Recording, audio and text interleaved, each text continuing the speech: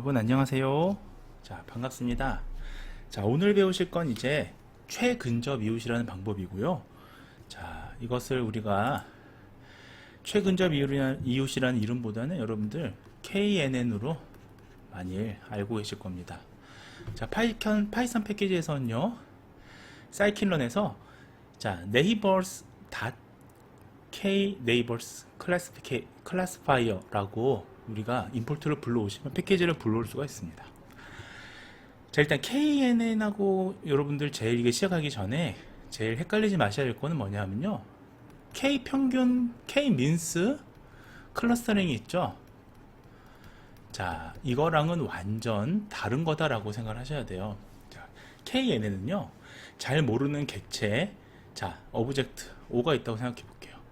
자, 우리가 이것에 잘 정보를 모르는 객체라고 가정해 봅시다.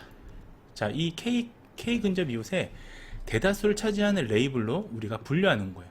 자, 가까운 것끼리 묶으면서 대다수를 차지하는 레이블로 묶는 겁니다. 자, K는 분류와 회귀에 모두 사용할 수 있는 비모수적인 기술인데요. 자, 우리 한 가지 또 아셔야 될 건 뭐냐 하면, 자, 평균 클러스터링은 다르고, KN의 두 번째는 학습이 없습니다. 이건 학습이랑 검정이 우리가 보통 일반적으로 머신러닝 하면 학습 데이터와 검증 데이터를 나누거나 해서 이것을 이제 검정력을 보잖아요. 예측 성능에 대해서 검증하게 되는데, 이건 학습 데이터가 따로 없습니다. 자, 이 두 가지를 우리가 아셔야 됩니다. 그래서 학습 데이터 없이 K는 훈련 데이터셋으로 데이터를 표현하고요, 유사성의 바탕을 두고 새로운 샘플의 분류를 시도하는 거예요.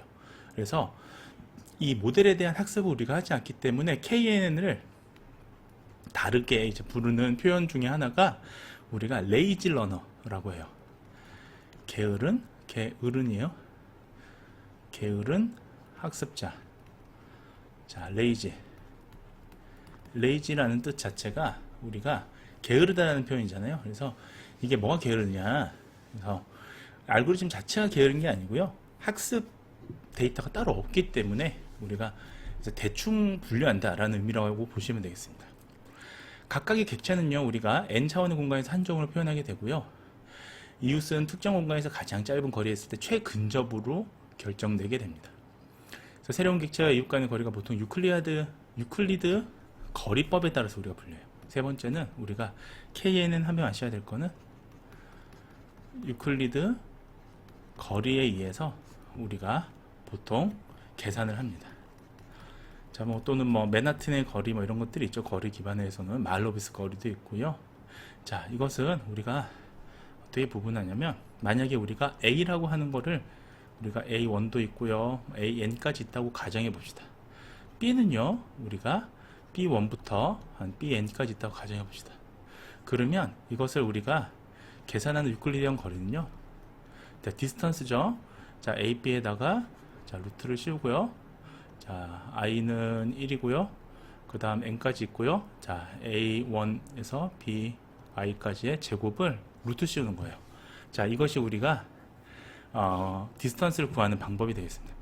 알고리즘은 이제 어떻게 작동이 되냐면요, 처음에 3단계로 이제 걸쳐도 되는데요, 두 지점에 거리를 계산해요. 자, 두 지점의 거리를 계산하고요, 그 다음에 거리를 기반으로, 지금 디스턴스를 계산했잖아요. 거리를 기반으로 최근접 이웃을 파악을 합니다. 자, 여기서 말하는 최근접 이웃이라는 게 거리를 계산하고 이게 가장 가까운 이웃을 판단하는 거죠.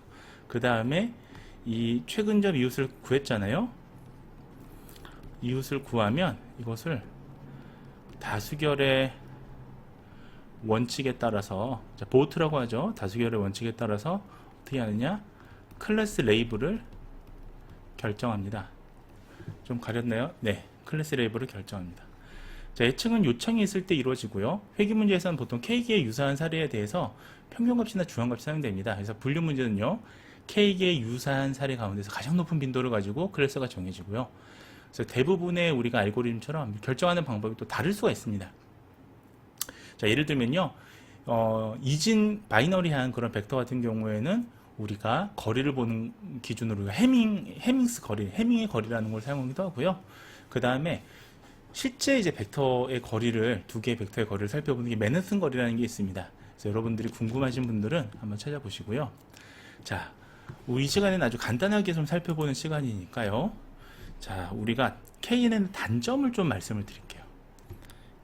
네, KNN의 단점을 좀 말씀을 드리도록 하겠습니다. 자, KNN의 단점은요, 첫 번째는, 자, 하나의 객체를요, 분류하는데, 자, 많은 시간이 소요가 됩니다. 자, 왜냐하면요, 왜 그럴까요? 왜 많은 시간이 소요될까요? 자, 정답, 힌트는 레이지 모델이라는 거에 힌트가 있습니다. 즉, 우리가 훈련 데이터셋에 있는, 이거 학습 데이터가 없다고 그랬잖아요. 훈련 데이터셋에 있는, 자, 모든 이웃을 계산해야 되기 때문이에요. 자, 모든 이웃의 거리와 최근 접 이웃을 찾아야 된다라는 단점이 있습니다. 그러다 보니까 많은 시간이 소요가 되죠. 결국 우리가, 자, 두 번째는 변수의, 우리가 또 변수의 수가 많은 거, 많은 데이터. 자, 변수의 수가 많다라는 건 뭐죠?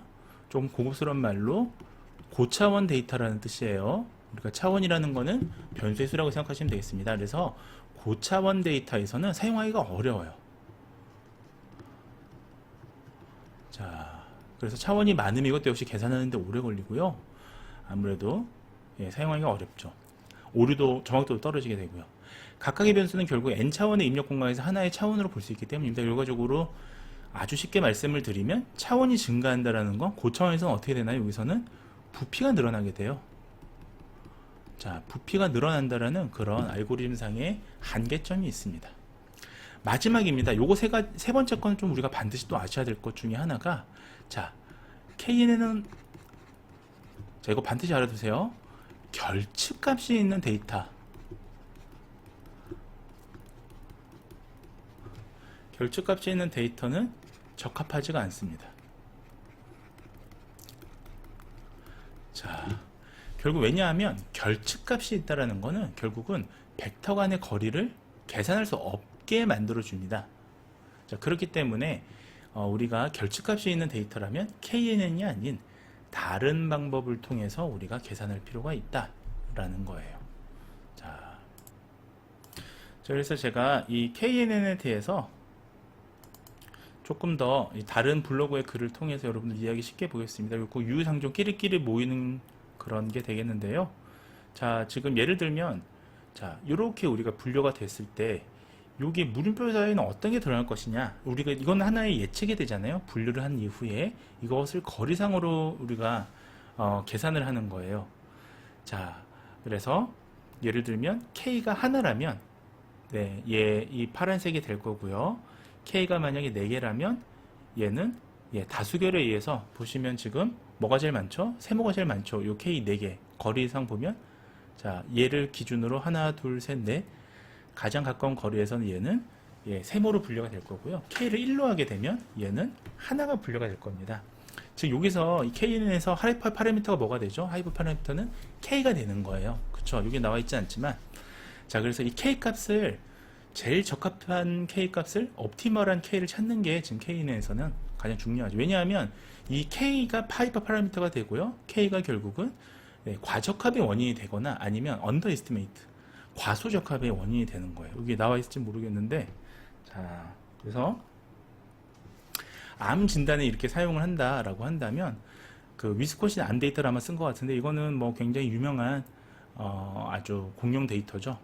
그래서 32개의 컬럼 행을 가지고 있고요. 자, 첫 번째가 ID, 그러니까 여기서 말하는 행이 이제 변수가 되는 겁니다. 그래서 종속 변수 하나를 빼면 30개 독립 변수, 그러니까 30개 입력 변수가 있는 거죠. 위스콘신 데이터 이렇게 구성이 되어 있는데요.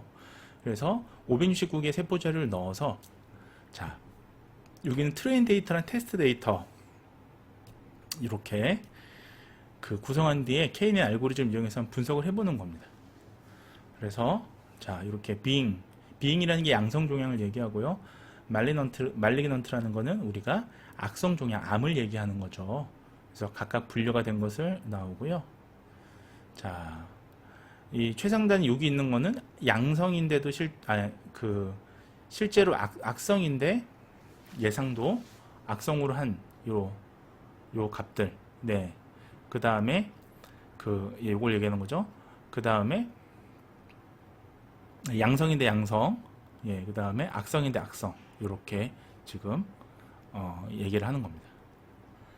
자, 그래서 여기서 분류가 결국은 4개가 잘못 분류가 돼서 65개 중에서 61개가 지금 분류가 된 거죠. 그래서 96%의 모델이다. 뭐 이런 식으로 표현한 이 예제를 우리가 볼 수가 있겠습니다.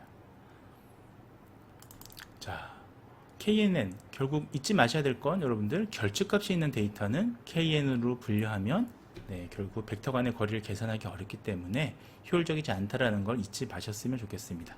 또한 KN은 학습 알고리즘이 따로 없다라는 거. 그래서 우리가 레이지 모델이라고 불렀죠. 게으른 모델이라고 불렀습니다. 자, 오늘 여기까지 말씀을 드리고요. 좀 더 궁금하신 분들은 KNN이 사용된 최신의 연구들을 좀 살펴보시면 좀 더 응용 가능한 그런 내용들을 볼 수가 있을 것 같습니다. 자, 오늘은 여기까지 말씀을 드리겠습니다. 다음 시간에 신경망에 대해서 이어서 말씀드릴게요. 자, 오늘 여기까지 말씀드리겠습니다. 자, 다음 시간에 안녕히 계세요, 여러분. 전 이 세상의 모든 굴레와 속박